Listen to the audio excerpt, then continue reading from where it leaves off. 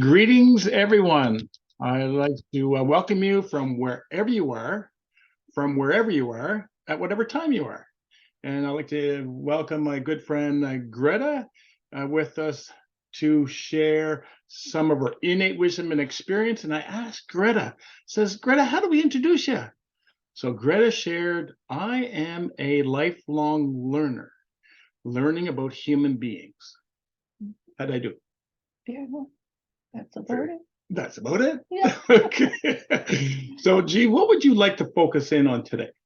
Well, I'm not sure how it happened, but the subject fell on resilience for me, probably in part because we've been talking about it a little bit, and also the fact that it seems to be an extremely popular subject right now, and wasn't even being talked about when I was practicing in mental health field.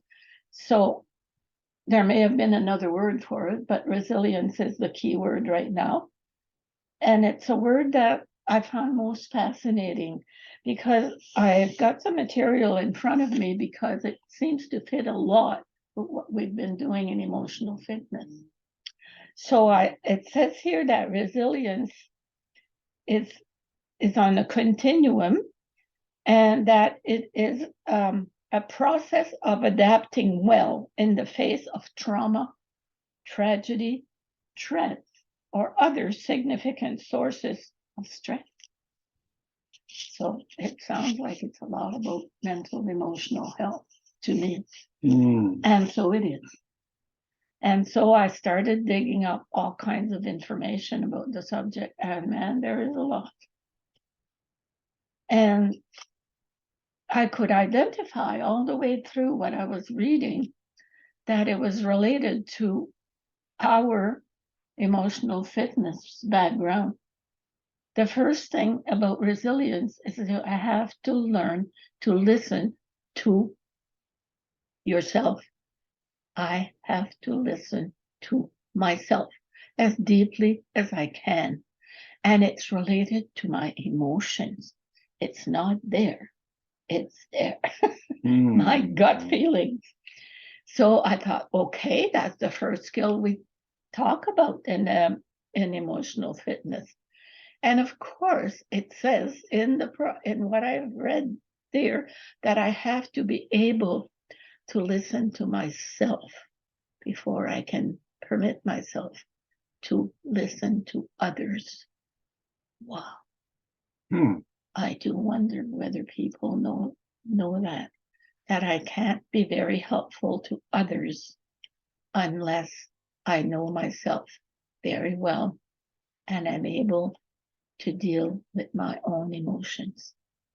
And boy, does that ever fit with emotional fitness, Darren, as you and I both know. Gee, I was wondering if you can share a little bit more about resilience, as I heard you share, that it's something that really wasn't talked too much around the time that you worked in your field in mental health and nursing, and your extensive background working with, as you shared with your introduction, working with human beings over all these different years. Can you share a little bit about what does resilience feel like for yourself? That's a good question. It feels like the ability to deal with issues without losing it. In literature, they call it the ability to bounce back from difficult situations. And when things are going relatively normally, resilience may not be that important. We're just going about with the regular stuff every day. But it's when we meet with when I meet with an issue that is difficult for me, that is when I need to know myself very well, accept what's happening, and be able to deal with it one way or another. It could mean by acceptance. It could mean by finding a solution. It could mean by rethinking my whole life, my goals, my intentions, because there are moments in life that we know have particular stress coping needs. Definitely for me, one of them was my separation from my partner. And I recognize now that it caused me a really difficult stress, and that I did not necessarily deal with it as well as I might have. I kind of jumped into reactions and actions that were not necessarily good for me. So in essence, resilience also means being able to step back. It means being able to think about the situation, being able to attempt anyway to see the positives in it. I do now. I did not at the time, but that's what it is. I mean, I have to be able to deal with situation in as constructive a way as I can, because it's a big change in my life. The death of a loved one is also an extremely difficult situation. Losing a child, facing someone's suicide that we've been close to. These are all issues that are extremely difficult to handle and that need me to be as connected to myself as I can be. And of course it could mean, and it does for me, or did, finding some support. The support came late, but it still was very useful. Because I realized that I was repeating some of my mistakes, which meant jumping to conclusions for me, or just accepting someone else's idea of what I should do, or denying. Denying is one of the things that I have found in my clients and in myself when things are going bad. And for example, I changed jobs at the same time that I was separating.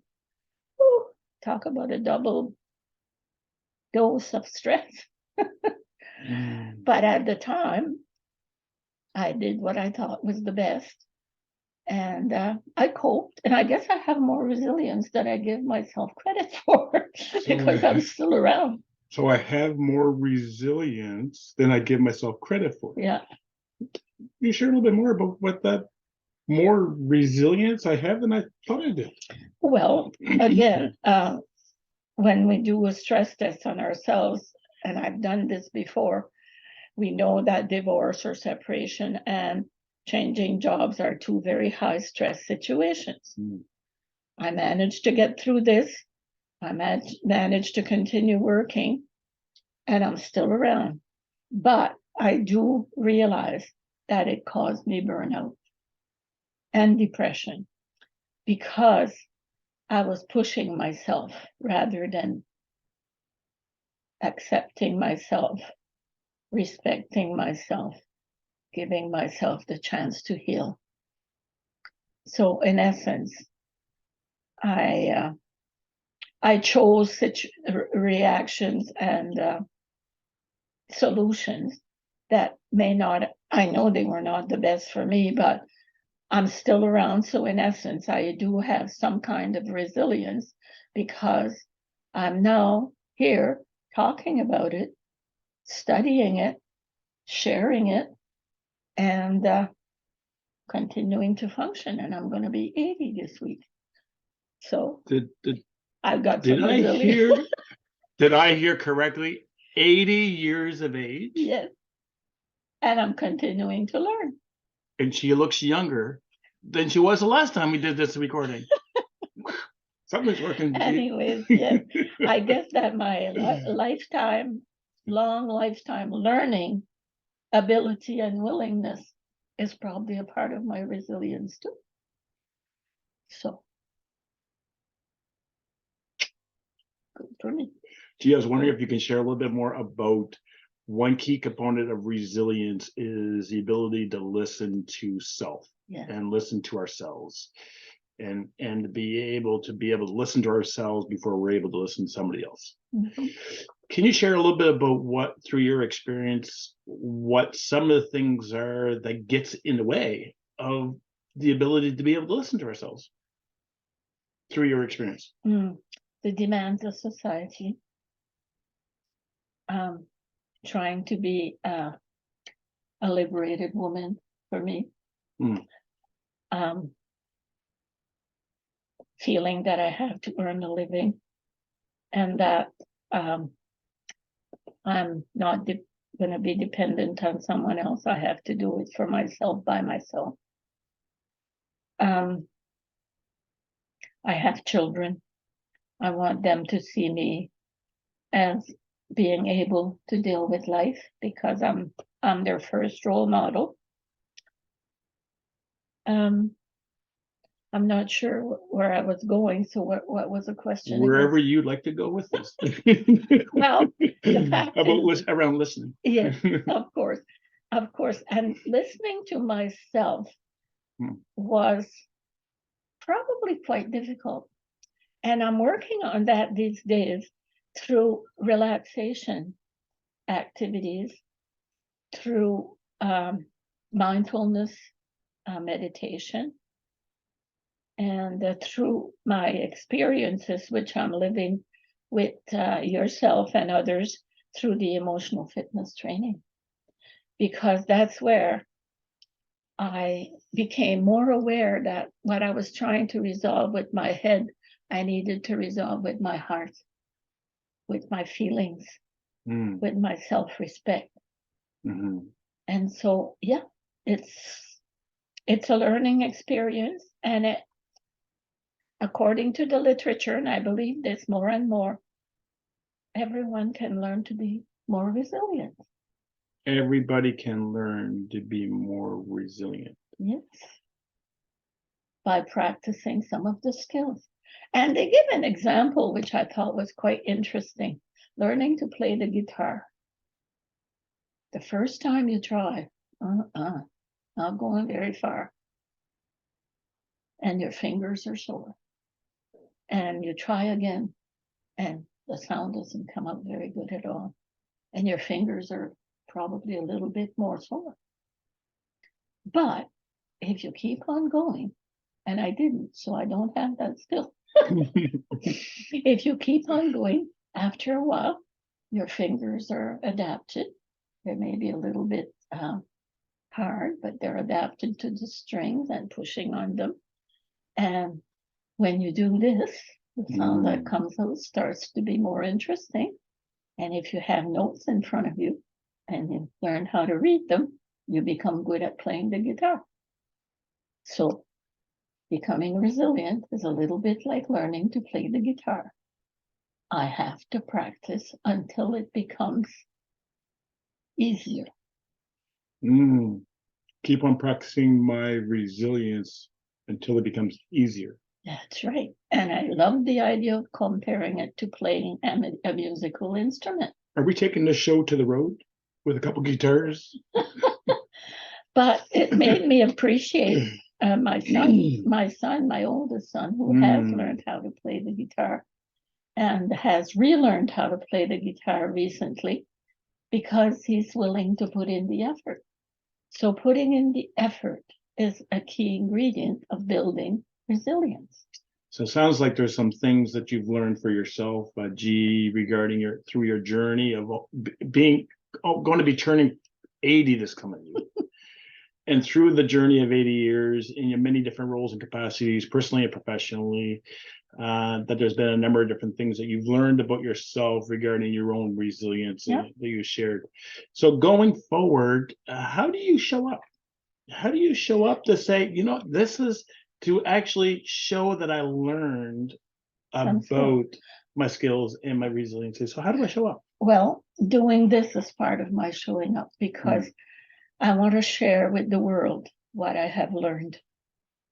I believe that's part of my purpose. By the way, having purpose is part of being resilient. So I've recognized that my purpose is to be a teacher, a sharer of knowledge, a collaborator in helping human beings becoming more effective, more emotionally fit, more resilient, more able to learn and to become the best that I can be. Mm. How's that feel? That feels pretty good, actually. And I want to thank you, of course, for always being there as a support person when I've been doing this growing.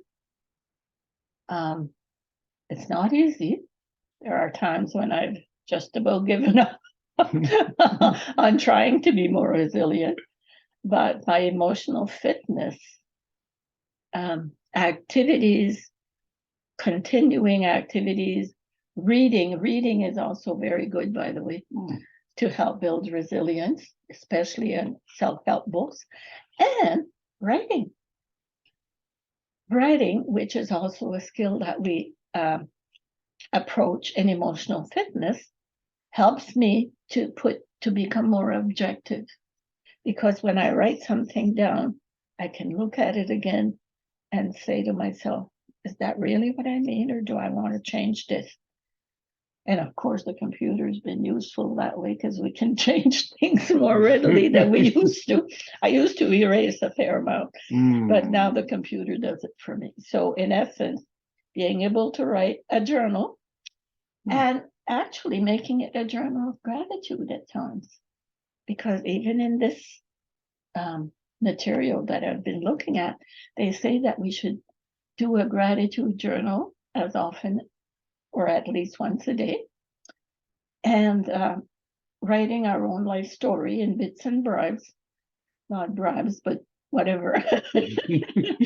But, doing this writing activity helps me to become more effective because I know myself better as I go along.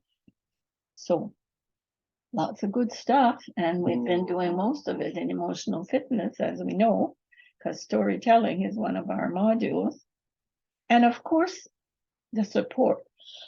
The support of emotional fitness has been great. And when we want to do problem solving, having a group dialogue is so fun. It is, really it is. And it helps me to find my own solutions because I don't have to accept what others are saying, but I can use it to help me come to my own decisions.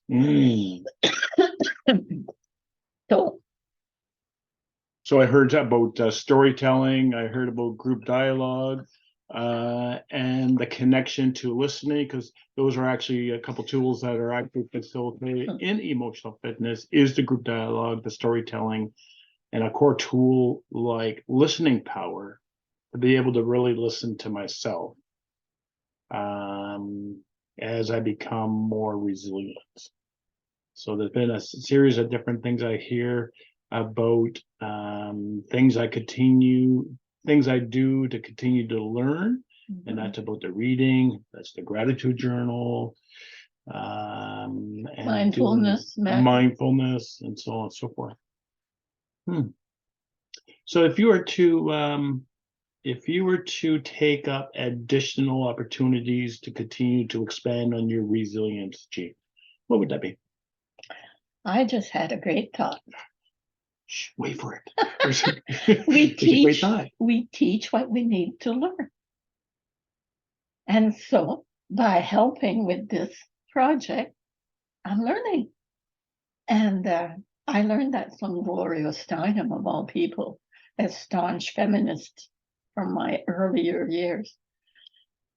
But I also learned from Gloria Steinem that we can do a lot of things, but lack taking care of the self.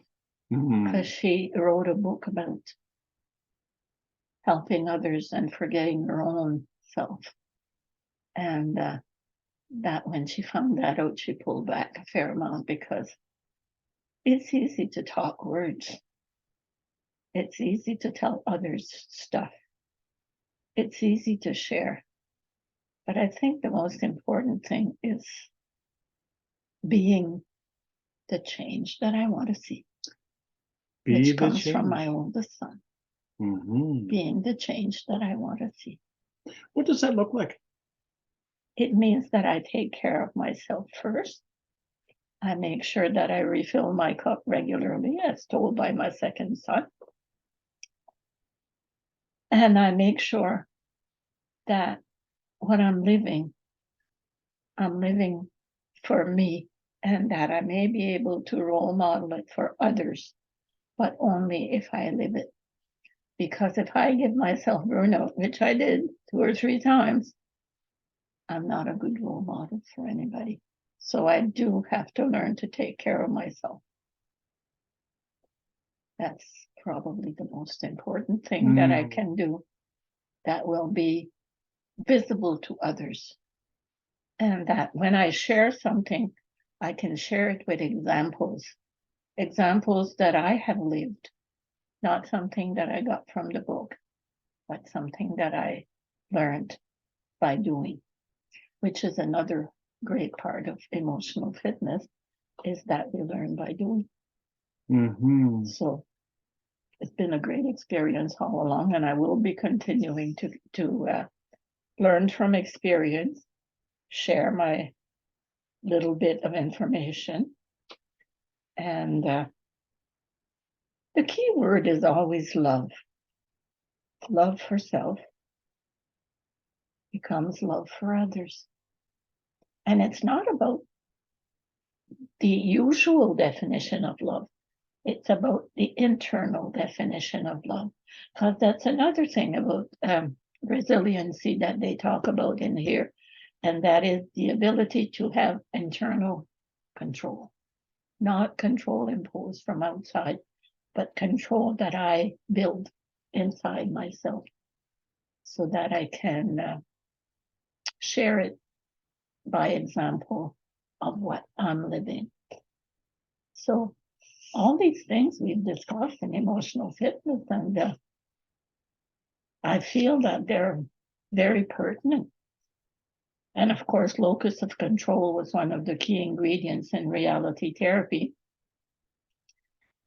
because Dr. Glasser said very clearly, I can't control others. The only person I can maybe gain control over is myself.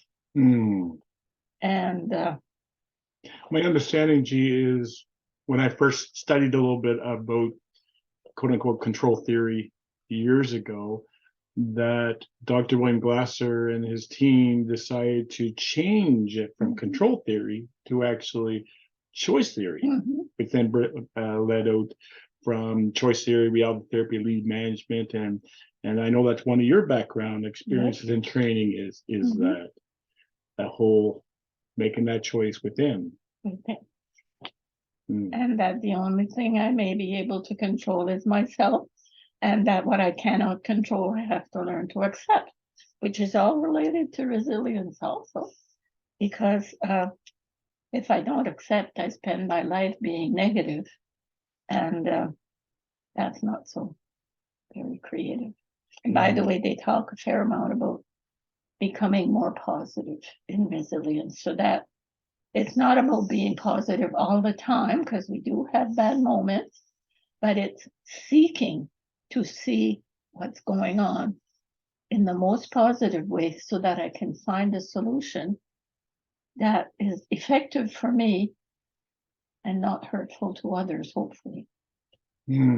So this morning we had a chance to, or today we had a chance to share a little bit around resilience and the importance of being able to listen to self, and some of the activities that you have embraced to continue to learn and expand on your toolkit of being more resilient. And things like, I can't control anything outside me. I can embrace the tools of emotional fitness. You talked about some of those today, group dialogue, storytelling, your experiences. So there's a tool called Learning from Experience around that. You touched on choice theory, reality therapy. So what's next for you, G? what's from here? What's next, or let's call it the G's plan? What's G's plan look Well, like? G's plan is to take care of self every day. And I have learned some of that from you because you've shared with me that you spend an hour and a half almost every day putting yourself first, doing meditation and going for a walk or a run or whatever it is that you do to take care of yourself. I don't go for a run. I should at least go for a walk, but that's another subject. But that's what I call help promotion. That's what I call being creative, active, doing promotion, caring. I feel that the importance of what we have to do right now, and that includes taking care of people that are having difficulty through either low income, homelessness, and everything else. The first thing that I saw in the social determinants of health is economic stability is the most important determinant of health. And I went, oh my, are we ever going at this the wrong way?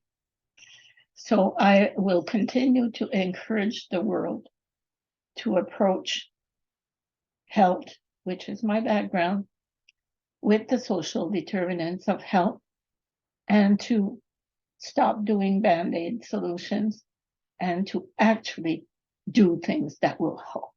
And I mean, Sue Calhoun used to say, housing first. And yes, she was right. She's gone, but her memory remains. Housing first. And so I will continue to work on developing health promotion from the social determinant of health perspective, and definitely emotional fitness and reality therapy are and can be parts of this, as was my learning life skills over time. And it's a matter of putting it all together. Everything's connected. Everything's connected. So I was wondering, G, if you'd be up for doing a few more of these sharings, where you get a chance to continue to share some more innate wisdom and experience that you've accumulated over 80 years this week coming up about health promotion, the choice theory, reality therapy, the emotional fitness, the resilience, and a couple other topics. And I hear that Greta is going to be one of the co-facilitators for a new program that's coming out around recovery and building resilience. I am very pleased to be part of the group. And I think that's probably one of my greatest satisfactions in life right now, is to continue to share and to support people. I think she's doing a pretty awesome job. Thank you. I'd like to thank everyone for joining us today, for wherever you are, at whatever time it is. G, I'd like to thank you for continuing to educate, collaborate, as you have shared before, about creating and being able to share this innate wisdom and experience with a view to support the audience in navigating through whatever they're trying to navigate through. We have a few surprises that will appear and are on the horizon. Those details will be shared in a not too distant future. So excited about that. You had a chance to share your plan. Let's say in 30 seconds or less, any closing remarks you would give to the audience? Something just came up. There's nothing new under the sun. What we're learning today and calling resilience has always been the facts. But we seem to have to go around in circles and keep saying it. Hopefully we're learning something every time. Because, what I did when I was 40 years old, may have improved over time, but the basic message is the same. I have to love myself. By the way, it's in the Bible too. Love myself. I have to love myself as I love others, and I love others as I love myself. I think that's the first message in the Bible, if I remember correctly. So, and another thing, no religion has all the truth, but all the religions have some truth. I thought that was kind of a neat way to look at it, because it's all about love. It's all about love. Yeah. Love of self and love of others. Gee, thanks again for sharing. Looking forward to the next time that we do this. And thanks again for taking the time to share your innate wisdom and experience. You're very welcome, Darren. I enjoyed it. Thanks.